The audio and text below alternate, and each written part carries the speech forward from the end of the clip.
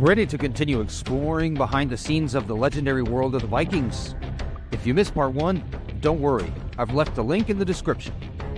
Hello everybody and welcome back. This is Kronos back with part 2 of this amazing series. Let's dive straight in.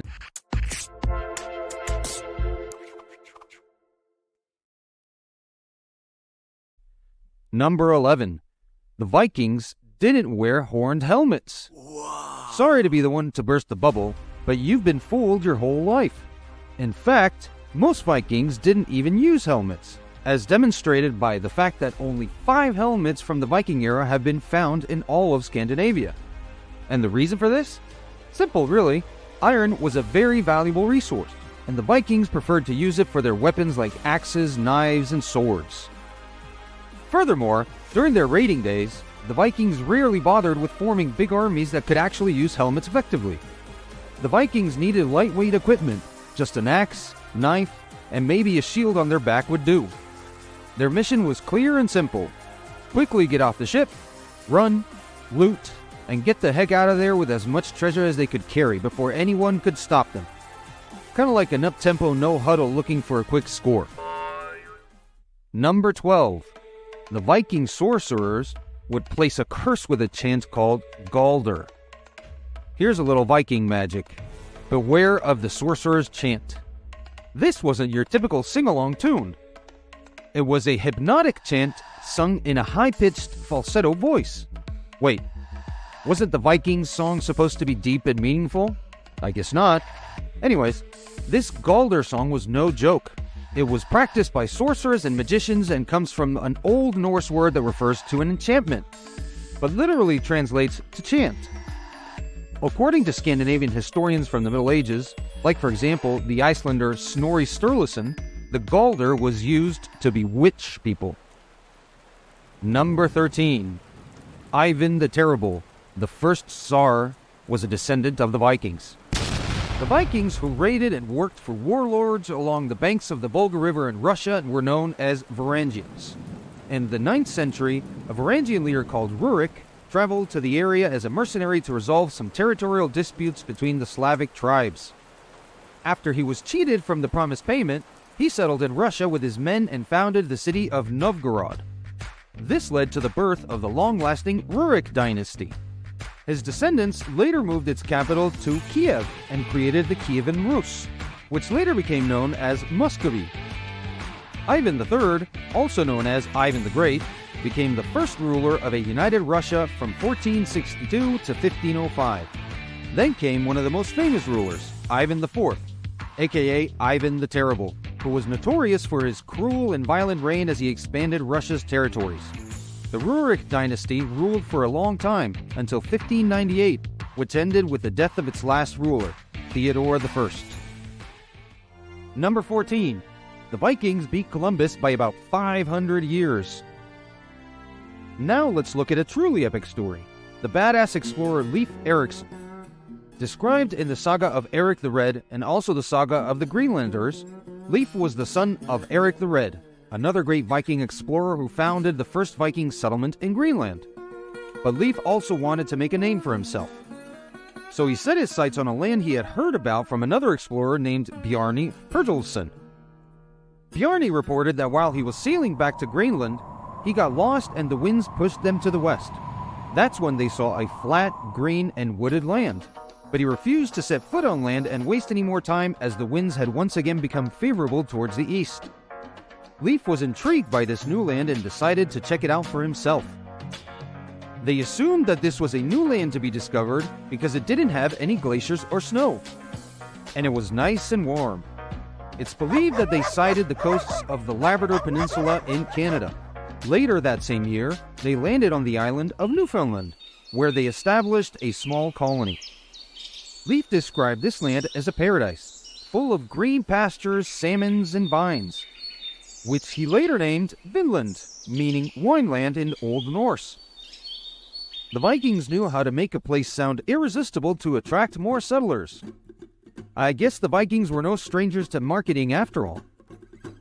But research shows that the colony didn't last for very long. In fact, the Vikings never settled in America. but they most likely visited it frequently from Greenland to get wood, as Greenland didn't have any native trees at the time. Number 15. Their descendants ruled in Sicily. The descendants of Roger I of Altaville and Hauteville were a force to be reckoned with in Sicily. Roger I, aka the Great Count, was a Norman nobleman who settled in southern Italy and fought alongside his brother Robert Guiscard to reconquer the island from Muslim rule. But that was just the beginning. His son Roger II became the first king of Sicily after the death of his brother Simon, solidifying the Hautevilles dynasty on the island, which would last until 1198. That year, the Hautevilles were forced to relinquish Sicily after the interference from none other than the Pope. The Hohenstaufen dynasty took over, and later Sicily became part of the Holy Roman Empire. But the legacy of the Hautevilles lives on, remembered as fierce warriors and cunning rulers who left their mark on Sicilian history.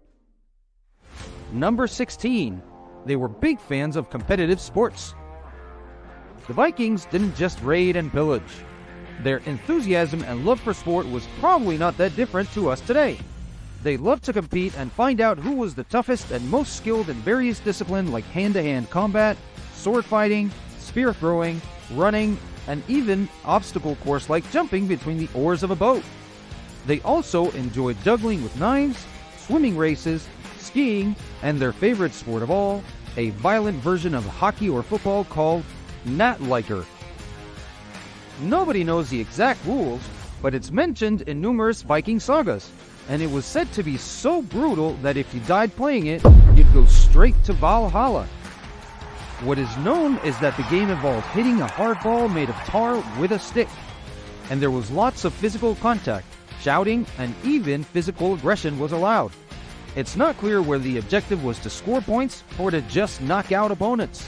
But one thing's for sure, the Vikings took their sports very seriously. Number 17. They almost created an empire. King Canute II of Denmark, also known as Canute the Great and Canute, there's a mouthful for you, and King of England from 1016, was very close to becoming a Viking emperor of an empire that some historians have referred to as North Sea Empire. He inherited, conquered, or ruled over Denmark, Norway, England, and even parts of southern Sweden. But sadly for him, succession disputes and the church prevented this empire from ever being created. Number 18. The Legend of the Last Berserker. The Berserkers are described in many Viking sagas for their extreme ruthlessness in combat. These were some seriously devoted warriors, following Odin himself into battle, hoping to win a spot in Valhalla and score the best seats at the Hall of the Fallen. They fought half-naked or wrapped in wolf or bear skins, ready to unleash their fury on anyone who dared to cross them. Before battles, these berserkers would eat hallucinogenic mushrooms and start foaming out of their mouths, and shouting like wild animals to terrorize their enemies. They were so intense that even their fellow Vikings would get nervous around them, because when they were in that trance-like state, they could hardly tell friend from foe. The berserkers usually didn't play well with others, as they'd charge into battle by themselves or wait until things were looking grim to unleash their fury. Then, there's the tale known as the Last Berserker. No one ever knew his name or who he was, but his story was told by his Saxon enemies. In the battle that marked the end of the Viking era, the Battle of Stamford Bridge, Harold Hardrada, aka the Last Viking, and his troops crossed the bridge over the Derwent River to regroup and counterattack. They sent out the last berserker to guard the bridge and hold the line, and he was an absolute beast. According to some Anglo-Saxon chronicles, the berserker stood there, over 2 meters tall, bare-chested and wielding a massive axe, holding back the Saxon troops for a whole hour. It took a team of soldiers to finally bring him down, throwing spears from the river below the bridge. But before he fell, he managed to take out 40 of his enemies. This guy was the ultimate Viking warrior, and his legend truly lives on. Number 19. Many words in English and Latin come from Old Norse words. The Vikings' enormous contribution in nautical technology, skills, and customs led to a bounty of terms that were adopted by all cultures and are now part of our dictionaries. When it comes to navigating the high seas, we owe a lot to these Nordic conquerors, with terms like sail, masthead, keel, oarsman, lie at anchor, bowline, shipwreck, sailing and sailor, among many others. But that's not all. The Vikings' customs also left their mark with words like club, equip, gift, ski, skill, and skin. And let's not forget their contributions to words describing breathtaking landscapes and creatures, such as fjord, geyser, and reindeer. Number 20. Life expectancy for the Vikings. Even though they were a lively and vigorous bunch, one discouraging curiosity of the Vikings lies in their life expectancy. Men only had an average lifespan of 40 years, while women only made it to 35. Talk about a short time to enjoy all those epic adventures and battles. We've come to the end of part 2 of our Viking adventure. We hope you've enjoyed this 2-part series, and if feedback is good, we can come back with a 3rd episode. What did you think? Any particular part you enjoyed the most? Leave us a comment down below. We appreciate your feedback. If you enjoyed this video, please give us a like and subscribe to our channel. Until next time, this is Kronos, signing off.